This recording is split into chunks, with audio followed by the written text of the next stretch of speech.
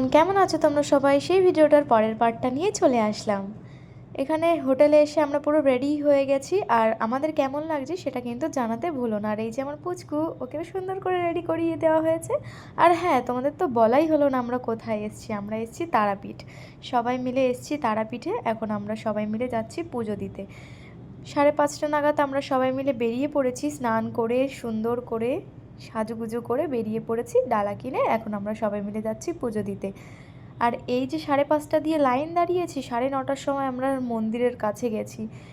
এত বীভৎস ভিড়, এত ভিড় আমি কোনো দিনও দেখিনি। আমি আগে আরও অনেকবার তারাপীঠে গেছি, কিন্তু এত ভিড় আমি কখনোই পাইনি। যাই হোক, এখানে এরা দুজন মিলে জয় মা তারা বলে চেঁচাচ্ছিল সবাই মিলেই আর কি।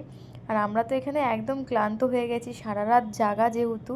আর তারপরে এখন এখানে এসে লাইন দাঁড়াতে হয়েছে। ভীষণই পা হাত পা ব্যথা করছিল, আর গা হাত পাও ভীষণই কাঁপছিল। যাই হোক, কী আর করব, পুজো তো দিতেই হবে। তারপরে মায়ের পুজো ভালো করে সম্পূর্ণ করে এখন এখানে ধূপকাঠি দিয়ে এখন আমরা যাচ্ছি একটু খাওয়া দাওয়া করতে, কারণ প্রচণ্ডই খিদে পেয়ে গেছে। তার জন্য সবাই মিলে আমরা এখন যাচ্ছি ভালো একটা দোকানের খোঁজে।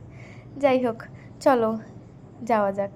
তারপরে আমরা সবাই মিলে চলে আসলাম, আর এখানে এসে ছোলার ডাল আর কচুরি নিয়ে নিলাম। সেগুলোই এখন আমরা সবাই মিলে খাচ্ছি। আর এটা খেয়ে যে আমার শরীরটা এতটাই খারাপ করছিল কী আর বলবো। যাই হোক, কী আর করবো, বাইরে ঘুরতে গেলে এটাই হয়, খাওয়া দাওয়ার ভীষণই প্রবলেম হয়। খাওয়া দাওয়া কমপ্লিট করে এখন যাব রুমে। চলো রুমে যাই, তারপরে দেখা হচ্ছে। যে রুমে চলে এসেছি, আর ড্রেসটাও চেঞ্জ করে নিয়েছি।